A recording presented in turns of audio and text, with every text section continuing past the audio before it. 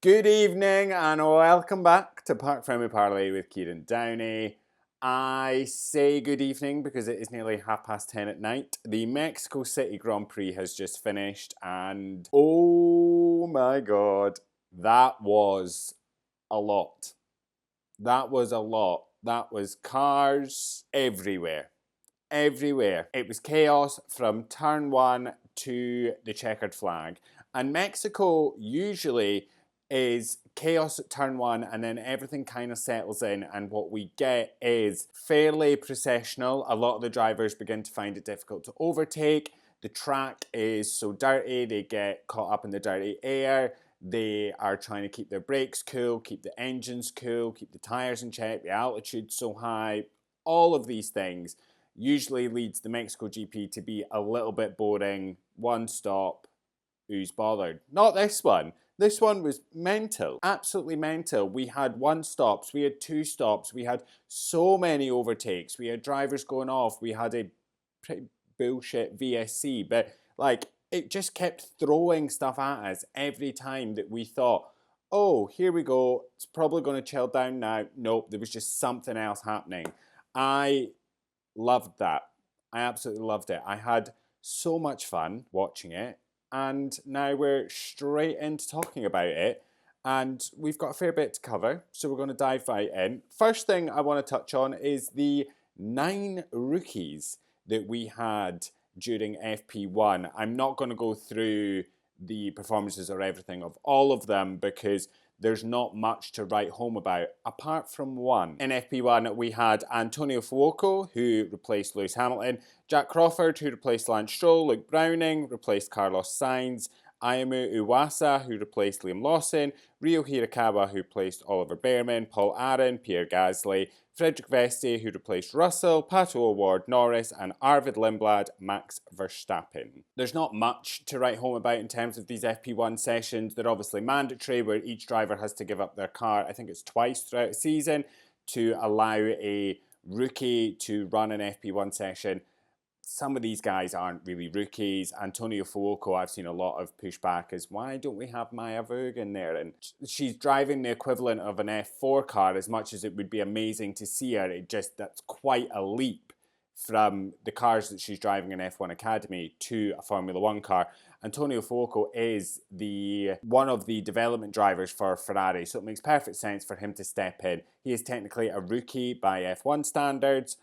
Yes, he drives WEC and he's very successful there, but in terms of F1, he is still a rookie. So Antonio finished P20, Jack Crawford P19, Luke Browning P18, Ayumu Iwasa P17, Ryo Hirakawa P16, Paul Aron P15, Frederick Vesti P14, Pato O'Ward P13. Now, these guys will have been doing run plans that are very dictated by the teams, and so will have Arvid Lindblad, but I'll touch on him in a second.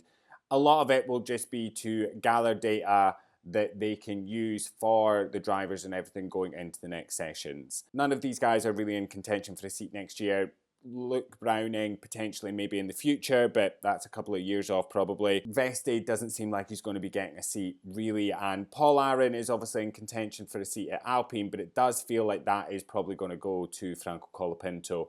I've seen some rumblings that it's going to come out around about Brazil time, but I don't see Paul Aron getting that seat.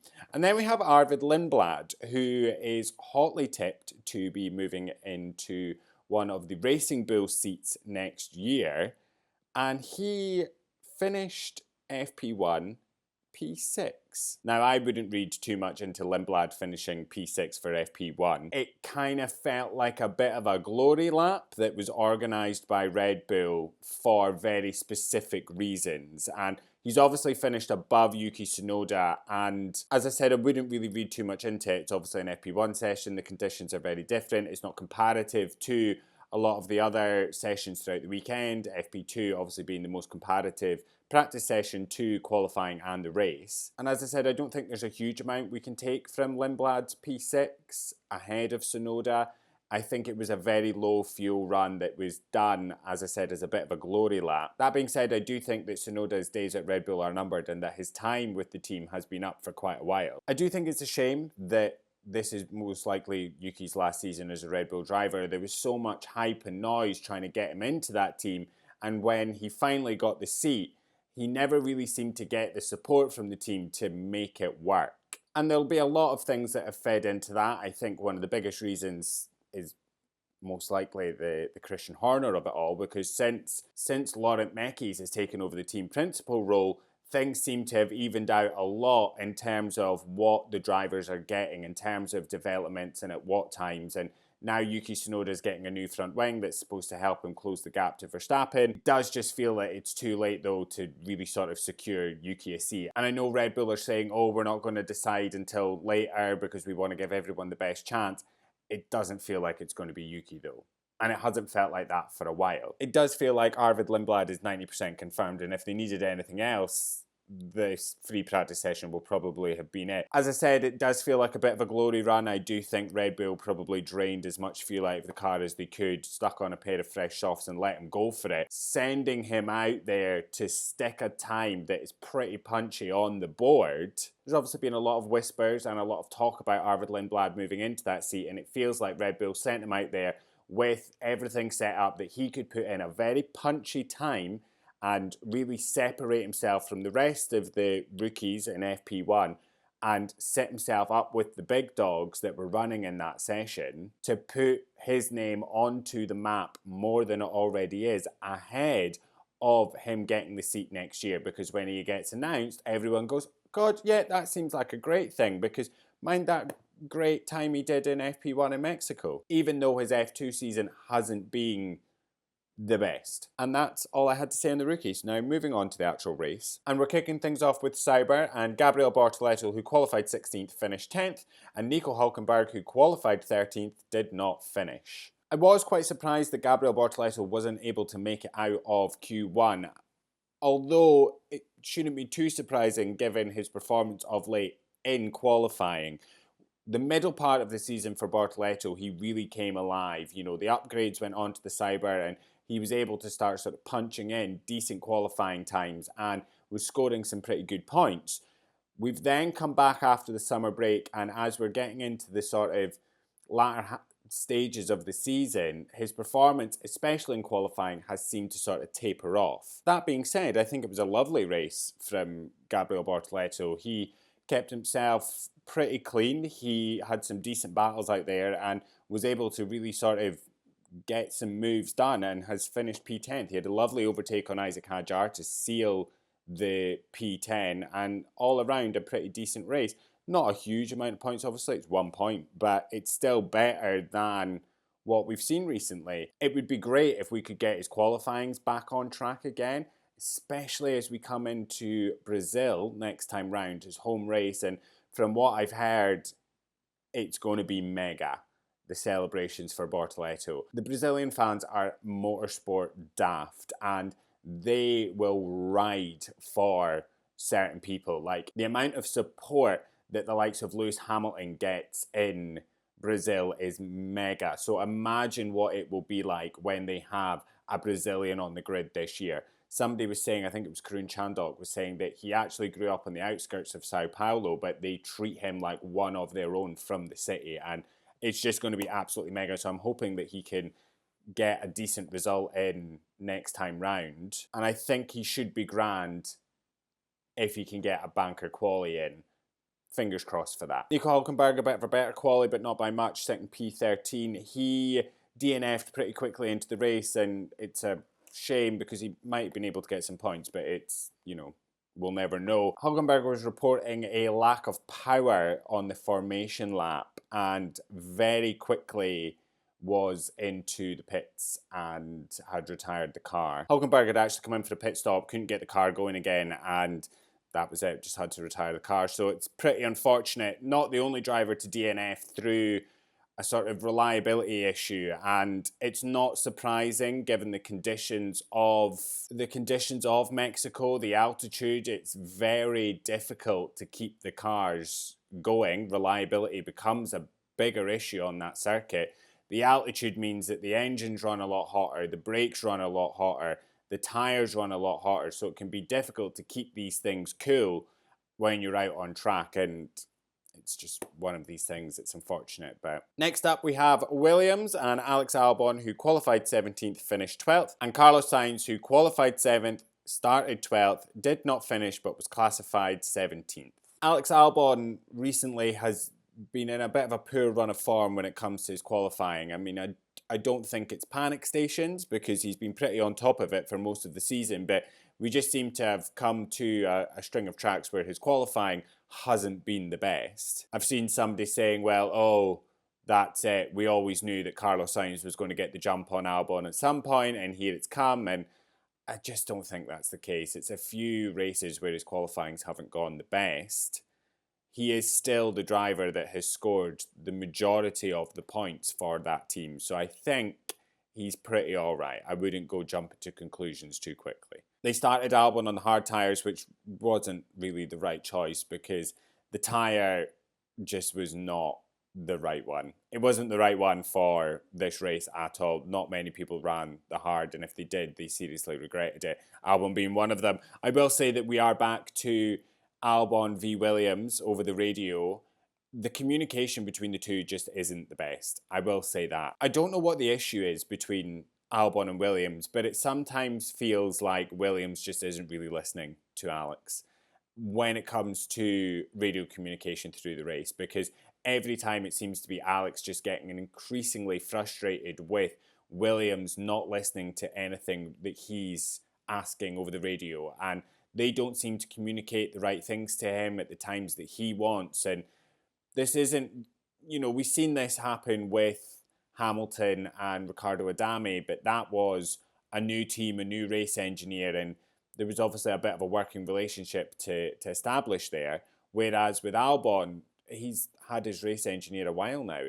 So I don't understand how there's a breakdown and a lack of communication where they don't know the information that Alex wants, and they can't seem to, when he's asking questions for what he wants to know, they just don't seem to give him the information. I think one of them was about the balance on Carlos's car, and Alex asked a question and the team just maneuvered their way around it, and it just leads to the frustrations and the sassiness from Albon, which I love to see a sassy Albon. I think it's incredibly funny, but when you're fighting for points and quite a difficult race, I would say today, it's not the best to not get the information you want. For his teammate Carlos, it definitely is probably a race to forget. He qualified 7th but started 12th due to a 5-place grid penalty that he'd gotten in Austin last time round for his move on Kimi Antonelli, the contact that happened there. He DNF'd from the race but was classified 17th because he'd done, I think it's like 75% or something like that they have to do for the FIA to actually classify them as having finished the race. A fantastic qualifying from Carlos to get it into Q3 and qualify 7th. It is obviously a little bit of a damage limitation because you obviously have that 5-place grid penalty that demotes you down to 12th. And then he seemed to be running pretty well, and then got a 5-second penalty, and then got a drive-through penalty, and then he DNF'd. Now, both of Carlos's penalties were for the same thing. It was for speeding in the pit lane. The first time, there seems to have been an issue with the Williams. He had obviously the pit limiter on, but he'd reported that the car was jumping in the pit lane, and I think he was 0.2 kilometers an hour over the speed limit. He was given a 5-second penalty. He came in to serve his penalty and get a change of tyres, and the same thing happened again. This time 9.8 kilometers an hour over the speed limit, and he was slapped with a drive-through penalty. He serves his drive-through penalties at the bottom of the pack. He then pulls over in the stadium section and retires the car, and that gives us a VSC, even though the car was behind the barriers when we got the VSC. Now, I don't know why Carlos retired. I don't know whether it was the reliability issues that had plagued Fernando Alonso or Nico Hülkenberg. I don't know whether it was something to do with the pit limiter. I don't know. What I can tell you is I feel like we were robbed of a cinema finale between Max and Charles because we got a VSC for Carlos's car being behind the barriers. I just don't get it. I don't understand what the need for the VSC was. We had double waved yellows. They cleared the car quickly enough. why did we need a VSC for it? I think the VSC was absolute bullshit. And as I said, it robbed us of what could have been a fantastic finish, final lap of that race between, you know, the battle for P2 between Charles and Max. And I know the FIA will come out and say something about how the safety of everyone on track, from the drivers to the marshals and everything like that, is the utmost priority, and that's why we did the VSC. Yet they didn't seem to give two tosses about the safety of everyone on track, from the marshals to the drivers, when at the beginning of the race you had two marshals running across the track in front of Liam Lawson's car. All I'm saying is you can't play smart and dumb at the same time. The FIA has come out with a statement as to why the VSC was deployed when Carlos Sainz had pulled over. The car subsequently began smoking, and race control received notification of fire, making it clear that marshal intervention would be required for recovery. Okay, I'll kind of let them off the hook for deploying the VSC then, because they were obviously given information from trackside. But where was, you know, your rules and procedures and everything when you had two marshals crossing the track? That's all I'm saying. Speaking of Lawson, we have VCarb and Liam Lawson, who qualified 15th, did not finish, and Isaac Hadjar, who qualified 9th, started 8th, finished 13th. A tricky qualifying for Liam Lawson. He obviously made it through to Q2, aborted his lap. He was sliding all over the place. Goes out again, aborts his lap for a second time. He just wasn't quick enough, and then just never actually managed to set a time. And that meant he was out P15. Cut to the race, and it was just a disaster. It was a bit of a disaster for Lawson, and I do feel quite bad for him. I think he got caught up in a bit of an incident on that sort of lap 1, turn 1 chaos. He had to come in at the end of lap 1 for a new front wing. That meant he was dead last, and then he ended up retiring the car not a couple of laps after that. Now, I don't know what had led to this, but it was a tweet from Chris Medland that had alerted me to the situation, that Lawson was coming out of the pit lane, and as he was coming round turn 1, there was two marshals running across the track. I'm assuming they were there to clear debris. I've then seen the onboard, and it's pretty wild.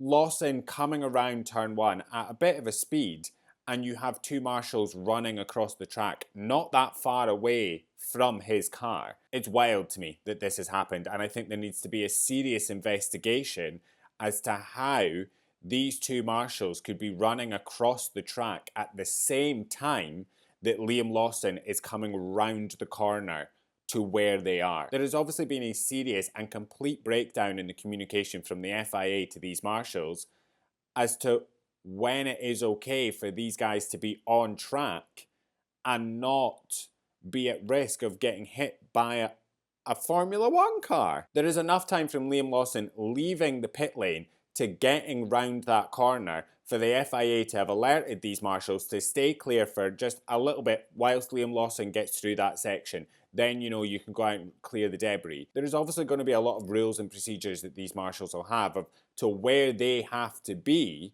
when a Formula One car is in that vicinity or in that part of the track.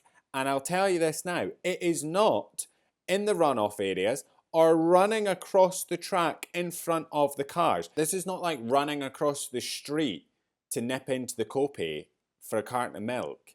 This is like running across the 405. I don't know why that was my reference point, but it's the only thing I could think of at the time. It's just wild to me that this situation has even happened, and it could have been a lot worse. It could have been a lot worse. And as I said, there needs to be a serious investigation as to how that has happened. Anyway, Isaac Hadjar, I have to say it was an impressive qualifying. P9, obviously starting P8 with Carlos Sainz's grid penalty. The race was fairly anonymous, I have to say. I think he struggled for pace, / was struggling with the sort of tyre temps, the engine temps, the brake temps, and it meant that he never really went forward. He kind of went backwards, and obviously he finished P13. Hadjar's race is obviously nothing to write home about. There's no real reason as to why he was losing positions.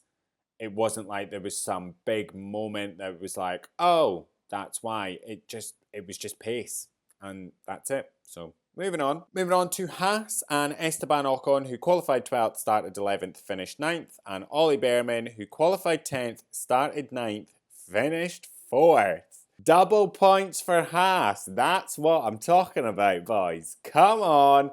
Let's go. I have to say I was actually quite surprised by Esteban Ocon not making it through to Q3, considering the pace that Behrman had. In fact, actually, considering the pace that Ocon even had, because he was flying in Q1. I think he was even sitting like P5 at some point in Q1. And then Q2, it just kind of fell apart. He didn't have the pace to get him through. I think it was a fine race from Esteban Ocon, nothing to write home about, a couple of points in the bag, and it's just nice to see him having a decent time out there. Sometimes Ocon's performances can be really good, and then sometimes they're really bad. And I kind of thought that this was going to be one of those really bad ones, especially because he just seemed to be a bit off the pace in Q2, considered where his teammate ended up. But managing to sort of claw it back a little bit in the race. And yeah, nice couple of points in the bag for Ocon. Oliver Behrman, what a fucking brilliant race that was. Jesus Christ, that came out of nowhere. Like, listen, we all knew Behrman's a good driver. We've seen it before. We've seen it in the likes of Saudi last year, you know, pretty much the reason why he's got the seat this year. We know he's an amazing driver, and this just really had a bit of everything. It had a brilliant qualifying. He had some amazing battles out on track. He had the raw speed, the pace, he had the racecraft, everything to go and get his best finish of his career so far. I actually thought we were going to get a Behrman podium.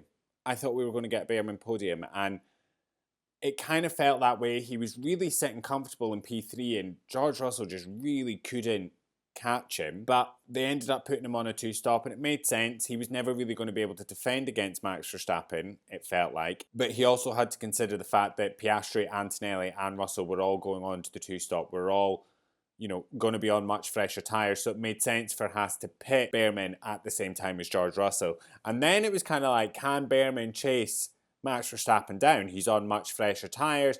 Will he be able to overtake Max? The answer was no. Even with the fresher tyres, he couldn't really close that gap. And let's be honest, it's Max Verstappen. I doubt he was going to let Behrman past. That being said, it was an incredible performance. Incredible performance from Oliver Behrman. The fact that he was even in that position in the first place, the whole sort of switchback he did on Verstappen, and I think it was Russell at the time, when Hamilton had went into the runoff at turn 4, Behrman keeping his car tight, right behind Verstappen and just sort of edging his way, sliding his way through. Beautiful work from Behrman there. Exceptional racecraft. And then he just had the pace. Who'd thought we'd be saying that about the Haas, that he was having the pace to potentially have a P3? This is what I wanted from Oliver Behrman. You know, there's been quite a few races this season where we've been like, oh God, Oliver, mate, like what's going on? Where's the driver that we know you are, that we've seen?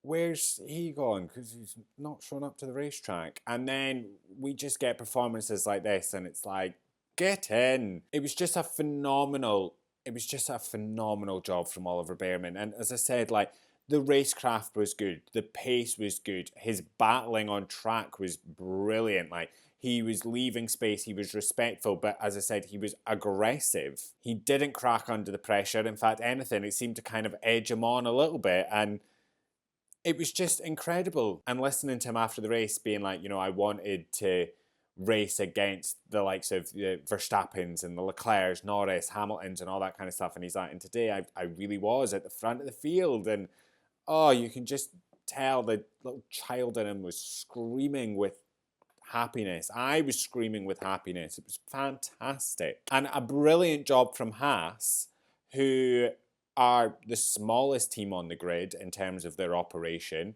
They don't have huge budgets. They don't have huge swarms of staff working on these cars, and they pulled out 2 incredible pit stops for Oliver Behrman. And he even said himself, he's like, you know, our equipment's quite old, it's not the newest of the new, and we sort of have to make do as a team. And they really nailed it today. I couldn't be happier for them. Also, there was something I noticed in Austin that I actually didn't comment on, but the TV direction in Austin was so much better. It was so much better. We actually, I don't think, seen anything really of the wives, the girlfriends, the celebs or anything in the garages. And I've seen a lot of people being like, oh, complaining works. And as much as I'm like, yeah, it does sometimes, I will say it does feel like a lot of the times Formula One doesn't really listen to the fans. I do think, however, it does listen to the drivers, because Carlos Sainz and quite a few of the other drivers complained after Singapore about the TV direction, and the race after that in Austin, there was a noticeable difference. Cut to Mexico, and again, it was the same. It was everything that was happening on track, and they made great use of the little, boxes that they put at the side to show what was happening live or to show some other battles. I will say we didn't need to see so many replays of the start of the race, especially because there was still so much happening on the track at that point that we were missing. However, the reason I brought this all up is I think actually, correct me if I'm wrong, the only time we did see someone today that was in the garages that was a friend or family or anything was Ollie Behrman's dad. And the statement that Formula One had said was, the TV directors are amazing at what they do, and they're showing such technical and difficult things, and they want to showcase what's happening on track, but then show the effects and reactions it's having on the fans in the grandstands and the wives and girlfriends. I will say, when I looked at that statement, I thought, nonsense, because half the time we see the girlfriends, they're just stood with no emotion, and it's like, why are you showing us this? And whenever we see the fans in the grandstands, it's just them waving at the cameras because they're on telly. However, this time when we see Oliver Behrman's dad, that's the reaction I'm okay with seeing. Seeing him on the edge, so excited, that is a reaction I want to see. I don't want to see it too much, but I will accept seeing Oliver Behrman's dad, because that is good TV. It's a brilliant reaction, and it really encapsulated the moment. But yeah, well done to the TV direction. It is getting better. I hope that we can continue to say that. But fucking brilliant job, Ollie Behrman. Get in. Get in. Next up, we have Alpine and Pierre Gasly, who qualified 18th, finished 15th, and Franco Colapinto, who qualified 20th, finished 16th. I'll be completely honest, I don't think I've seen Alpine once on the broadcast. Not once. Qualifying 18th and 20th on nothing but pure pace. Then in the race, they were comfortably 19th and 20th for, I would say, a solid 70%. The only time that they sort of moved up was when a lot of the cars started to DNF. Shocking. Absolutely shocking. Zero pace. Like, dreadful. Like, depressingly bad. And I'm saying that as I'm not even like a huge Alpine fan. I like Pierre Gasly and I like Franco Colapinto. I'm not bothered about the team, but like, if it's depressing to me, fuck me, those drivers must be depression central right now, because where has the pace gone? I mean, it's not like they had much pace to begin with. I mean, they've got 20 points. I think Bahrain was their highest scoring when they got 6. But like, where is the pace? What's happening here? Like, it's giving me zero hope for next year. And I know that there's going to be a Mercedes power unit in the back of that, but that's not the be-all and end-all. As I said before, I worry about Alpine. It's not even Alpine. I worry about Pierre Gasly. I worry about Gasly because he's a good driver and he's just shackled by that shit heap of a car. Next up, we have Aston Martin and Lance Stroll, who qualified 19th, finished 14th, and Fernando Alonso, who qualified 14th, did not finish. Lance Stroll, along with the Alpine drivers, just never actually really shown on the broadcast. A very anonymous race. I couldn't actually say anything about it if I tried, because nothing happened. Nothing really happened for Lance at all. As I said, completely anonymous. Fernando Alonso, again, if he didn't have bad luck, he'd have no luck at all, DNFing from the race. Aston Martin have come out and said that there was a bit of an issue with the brakes on Alonso's car, and I'm assuming that it was just to do with the brakes overheating. There was definitely an issue that plagues a lot of the drivers. It wasn't just Ferrari that were lifting and coasting this weekend. We had lots of friends. As I said earlier, the altitude of the Mexico City GP means that the track temps are through the roof. The tyre temps are usually really high. The brakes get astronomically hot. The engines, and what happens is a lot of the drivers, and this is why Mexico can be a bit boring sometimes, they basically enter just a management phase. trying to make sure the tyres don't fall off a cliff, trying to make sure their brakes don't explode or their engines don't catch fire. I will say a lot of the drivers didn't really care for that today, but it does seem that that is mostly the reason as to why Fernando Alonso retired from the race, which is a shame, but as I said, if he didn't have bad luck, he'd have no luck at all. Next up, we have Mercedes, and George Russell, who qualified 4th, finished 7th, and Kimi Antonelli, who qualified 6th, finished 6th. A bit of an interesting one for Mercedes. It all obviously started off with the George Russell moaning that Max Verstappen had left the track and gained an advantage in the whole turn 1 situation. I don't know where George thought that that would affect him, because by the time they got to turn 1, Max was clearly ahead of George. Like, there wasn't even a question as to, oh, you know, maybe Max should give that position back. Max was so clear of Russell by the time they got to turn 1.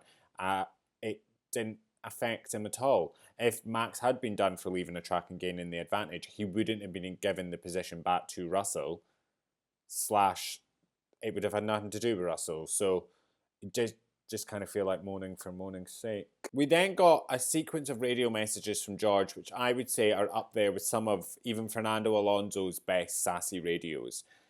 And I have to say, I kind of agree with George on this whole thing. Russell was stuck in the middle of Kimi Antonelli and Oscar Piastri. Oscar Piastri all over the back of Russell. Antonelli, the slower of the two Mercedes at that time. And Russell's coming over the radio to say, like, listen, can you just let me pass? Like, I'm happy to swap the positions back if I can't go and attack Behrman. But at this point, I am faster than Antonelli. He's kind of holding me up here. I've got Piastri all up my arse. Can you just swap the cars? And Mercedes seemed pretty reluctant to do it. And they kept coming over the radio to tell George, you know, George, your brakes are really overheating and your tyres and all this kind of stuff. And George is like, well, yeah, because I'm trying to fucking defend here from Oscar Piastri, but I've also got Kimi in front of me who's slow, and I'm trying not to lose positions here. I'm asking you to let me pass. And as I've said, I will happily give the position back. But, like, can you do something here? And I completely understand George's frustrations here, because he is obviously defending against Oscar Piastri, who is the quicker car. He's got his teammate in front of him who is slower and can definitely help in this situation. And the team are doing nothing. And Mercedes is not usually a team to do a lot of team orders. They are quite the let them go and race. But then to just constantly come over the radio and say, George, your rear tyres are astronomically hot. Your brakes are overheating. All this kind of stuff. Like, yeah, he's going to be pissed. I'd be pissed too. I'd give it a whole Fernando Alonso. Like, if you keep speaking to me, I'm going to just unplug the radio here because you're doing my head in. Now, that being said, Mercedes then call team orders. They make the swap and they switch Antonelli and Russell. It's too little too late, I'm afraid. I don't understand why, if they were going to make the call to switch the two drivers, why they waited so long, because it meant that when Russell got ahead of Antonelli through the switch, he had no chance of being able to actually go and get Behrman, because when he got past Antonelli, he didn't close the gap to Behrman. You know, it wasn't like he was constantly chipping away at Behrman. He got a little bit of the gap closed and that was it. And it's because the team left him sat behind Antonelli for so long, with his tyres overheating, with his brakes overheating, that when he finally got the switch, when he got past Antonelli, he had nothing in the tank to go and get Behrman. I just don't understand why, if Mercedes were going to make the call to switch the drivers, why they didn't do it sooner, because it could have given Russell a bit of a better opportunity to go and actually attack Behrman, rather than not be able to do it and then have to switch the cars back later in the race anyway, which, fair play to Russell, kept his word. But, you know, this could have been a bit better for Mercedes if they'd only just done it earlier, if they'd just been a bit, you know, with it and made the call earlier. Except what you ended up with was a driver who's pissed off, getting sassy with you over the radio, and then not being able to do anything when the moves happen because his tyres are fucked and his car's overheated. I think it was an all-right race for Mercedes. It's nothing to write home about. Again, they could have been in a bit better position had the team just made a call, because when they got through the second pit stops, Russell was quicker than Behrman. He was the quicker car, and he really put Behrman under pressure. However, Behrman's driving was too good today. He couldn't actually get past him. And then Russell ended up sort of peeling back a little bit because he didn't want to overheat his engine again. He didn't want to overheat his brakes. He didn't want to ruin his fresh tyres and put him vulnerable to the cars behind him. He ended up, obviously, as I said, switching positions with Antonelli. I did actually enjoy Antonelli just sort of biding his time. He just waited. He was like, I'm just going to wait until the time is right for him to just come over the radio and be like, "Hiya, can we swap these cars back now?" It's a so-so race for Mercedes, nothing to write home about. Next up, we have Red Bull and Yuki Tsunoda, who qualified 11th, started 10th, finished 11th, and Max Verstappen, who qualified 5th, finished 3rd. I will say, a slightly better weekend for Yuki Tsunoda. I know he's not got any points or anything like that, but it does seem to be moving slightly in the right direction. The Red Bull, it was always going to be a struggle, really, for Red Bull this weekend, given the issues that both the drivers were facing across each of the sessions. You only have to look at how much Max Verstappen struggled to realise that this wasn't going to be a good race for either of the drivers. That being said, in qualifying, it's close margins. You know, it's a couple of tenths between Yuki and Max, which, when you think about it on paper, is not a huge amount. But then when you put it into qualifying, that is the difference between being knocked out in Q2 and making it through to Q3. It's a couple of tenths. It's fine margins now that are splitting these drivers. So it's not the best that he's getting knocked out in Q2. However, he is only a couple of tenths off Max, whereas before, the gap to Max was a lot wider. This is where, as I said earlier, there seems to be a lot more coming from the team into Yuki's side of the garage to help him close that gap to Max. He got a new front wing this weekend, and the sort of aim of that was to get him and that gap to Max a lot closer. And when you look at the timings, it worked. It definitely worked. When you look at their qualifying timings, he is a lot closer to Max than he has been through a lot of the other race weekends. That being said, Tsunoda's race, nothing to write home about either, and I would say that he was entirely hampered by the strategy that he was on. It worked for his teammate, it didn't work for Yuki in the midfield battles. The other thing that won't have helped Yuki is that for the opening stint of the race, he was used as a blocker for Oscar Piastri.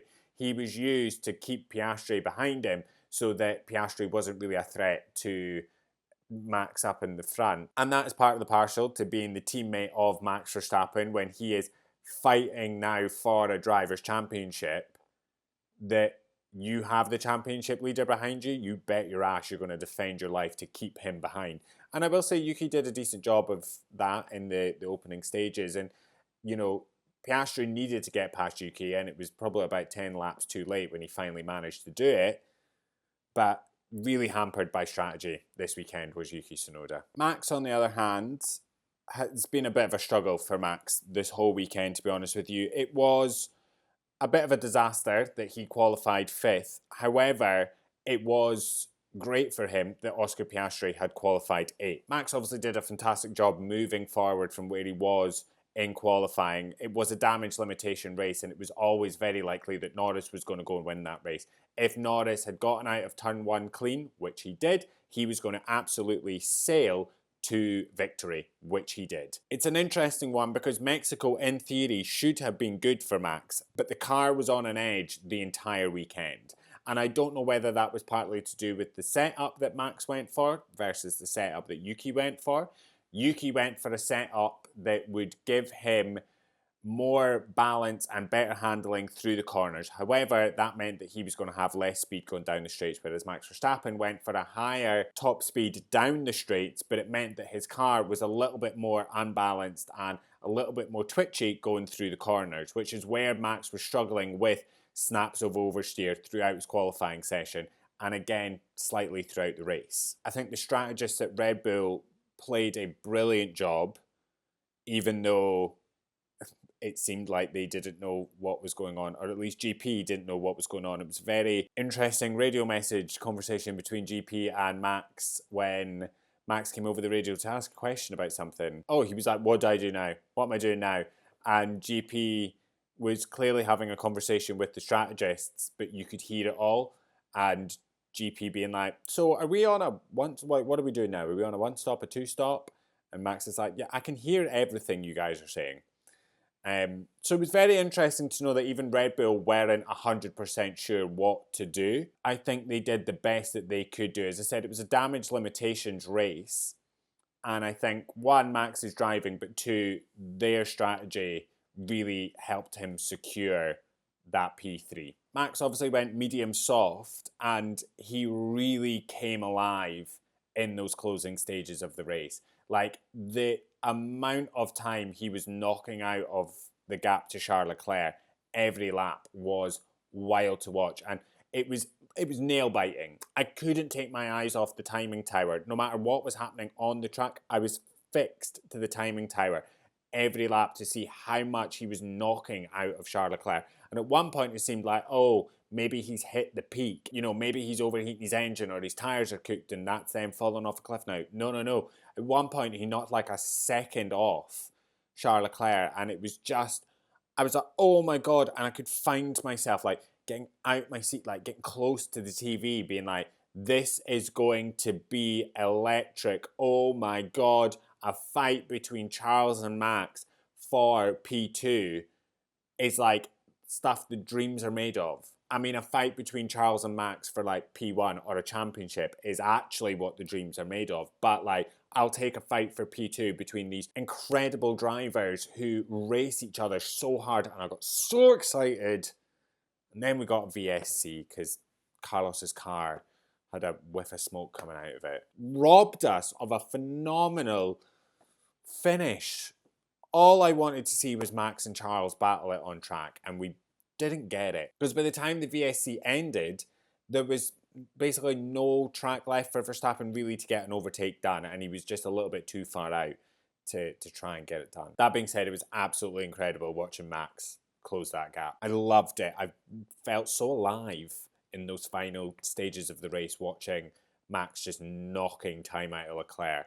God, what I would have done to just watch them fight it out on track.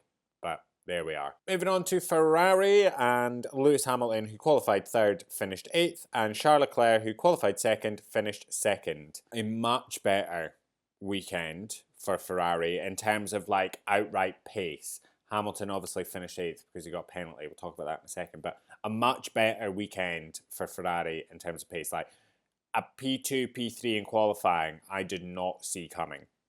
I did not see it coming. I actually thought Charles Leclerc was going to get pole. And I would have celebrated hard had he got pole. I would then probably have commiserated with a nice glass of wine when he lost it into turn 1. If he had gotten pole, he would never have been able to keep Lando Norris behind him, considering how mighty Norris was. But I think Charles Leclerc and Lewis Hamilton showed fantastic pace. They both seemed so happy this weekend with the performance they're getting out of the car. See, this is it. See, when they get a nice car to drive and they get good performances out of it, the pace is good, and it's not depression every weekend. Look at how happy they are. No snarky comments over the radio. No depressive episodes in the media pen. Just happy boys.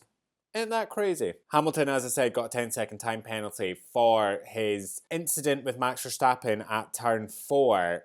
He was actually noted twice. Once was for failing to follow the race director's instructions for that turn 4 runoff. There's obviously the big bit of grass and there's a bit of a slip road through it, and Hamilton, rather than using the slip road, cut across the grass. That was no further action. He then got a 10-second time penalty for leaving the track and gaining an advantage. And I have to say, the penalty is justified. He definitely gained a lasting advantage by not using the runoff, but by cutting over the grass. He gained a lasting advantage on Verstappen, and it is a deserved penalty, I would say. And it's a shame because he was running fairly well out there, but that 10-second time penalty just knocked him, and P8 was the best that he could actually do. Charles Leclerc, on the other hand, brilliant result.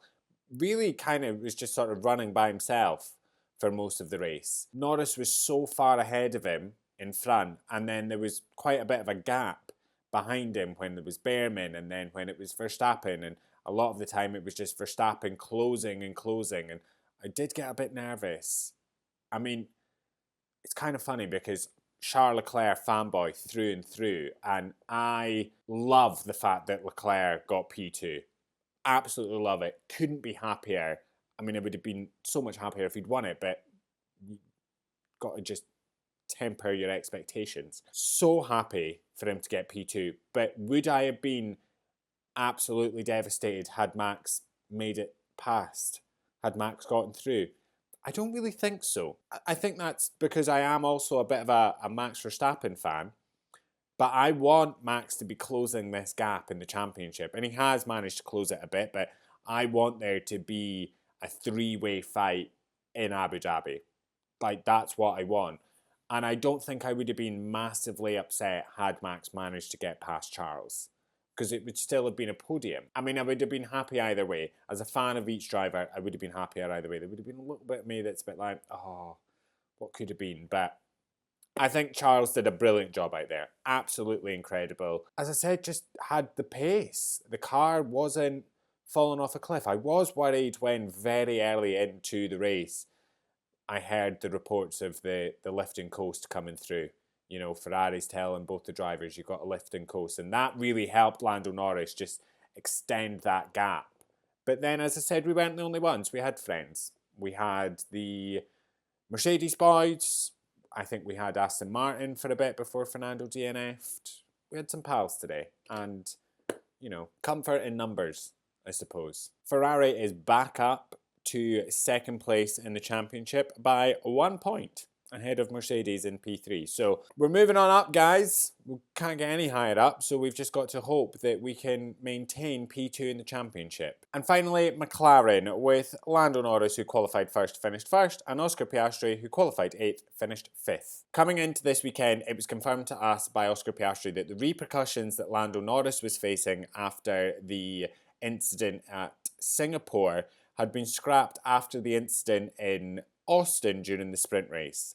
And for the love of God, I hope that that's it. I hope that it's done and we never hear anything about repercussions again. I've been very vocal about this nonsense that McLaren seem to be insistent on doing every weekend, and I just pray and beg that this is McLaren just letting the boys get on with it now, because I have to say it is pathetic. It's absolutely pathetic that a team like McLaren are insistent on micromanaging and interfering with a championship battle. It's wild to me. I just don't get it. And I'm not the only one, and I think it's incredibly telling that even a lot of McLaren fans are over this entire situation. As I said, I beg that this is the end of it, and I hope to never hear of this nonsense again. But knowing McLaren, we probably will. But the good news is the repercussions are over. I have to say, Piastri had a terrible time this weekend. It just seemed like in qualifying, every corner that he turned, something was wrong. And listen, I was on the edge of my seat in Q2 because what we were watching was Oscar Piastri struggling with snaps of oversteer, and he was sliding about, and he was in the drop zone, and it really felt that actually Piastri might have been out in Q2, makes it through to Q3 by the skin of his teeth. And actually that's one thing I will say about the TV direction in a negative light. That is one thing we missed in qualifying. We missed seeing Oscar Piastri hustling that car at the final moments of Q2. He's in the drop zone to get through to Q3. We missed it in favour of Fernando Alonso, who was absolutely nowhere and had zero pace. I don't know why the TV directors didn't sit and go, right, we've got Fernando Alonso, who is absolutely nowhere, is probably going to be out this session. We've also got Oscar Piastri, who is the championship leader, who has been struggling, who is, you know, part of this three-way battle. Let's get on him. He's in the drop zone. Is he going to get it through? Let's, you know, ride on board with him through this entire lap and see if he makes it through or not. That is what I would want to have seen, but I suppose you can't have it all. I mean, the TV direction is getting better, but I would have loved to have seen that lap on board with Oscar Piastri as he just hustled that car around the track. And it's wild because Piastri didn't get P7 I mean, it was actually P8, but he moved up to P7 through Carlos Sainz's grid penalty. He didn't get P7 because of some mistake or anything. He got P7 because of pure pace. And my concern coming into the race was that he wouldn't really be able to improve on that. Piastri's obviously led the majority of this championship, and it has begun to fall apart. And I wasn't expecting huge things from him in these races. This is a string of tracks where Piastri doesn't perform his best at. But what's worrying and concerning is Piastri doesn't know why he's not getting the most out of the car. Like after, I think it was one of the free practice sessions, maybe FP2, he'd been like, you know, the car's reasonable. And that's basically Formula One PR speak of saying the car's shite and I'm having a terrible time out there. He doesn't notice anything different in the car. He doesn't notice anything different to what it was a few months ago, but he just cannot extract the pace. He did say after the race today that there was maybe situations where he hadn't changed his driving style when maybe he should have, or that he did change it slightly when maybe it would have been fine to have just stayed as it was. So he can't seem to pinpoint the exact reason as to why he's struggling so much, and it can't just be about these types of tracks. Because the car obviously is working. Lando Norris won this race by 30 seconds. Why is Piastri struggling so much? And why can nobody put a finger on it? It was a bit of a disaster, the opening stint for Oscar. He obviously lost a couple of positions on the opening lap and then was just held up behind Yuki Tsunoda. And he needed to pass Yuki quickly. And by the time he actually got past Yuki, it was 10 laps too late. And there was so much work to do deep into the race. He's then all over the back of George Russell, and when Mercedes initiate the swap, I think he could have played it a little bit smarter because he could have actually got the jump on Antonelli. He knew what Antonelli was going to be doing to let George Russell pass. He could have maybe gotten the jump on Antonelli. I don't know whether he was playing it a little bit more cautious, but it definitely felt like a missed opportunity.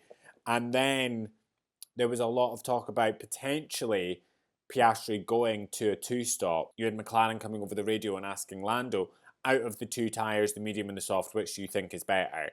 And that's because he's in clean air and he's getting the best feel for these tyres.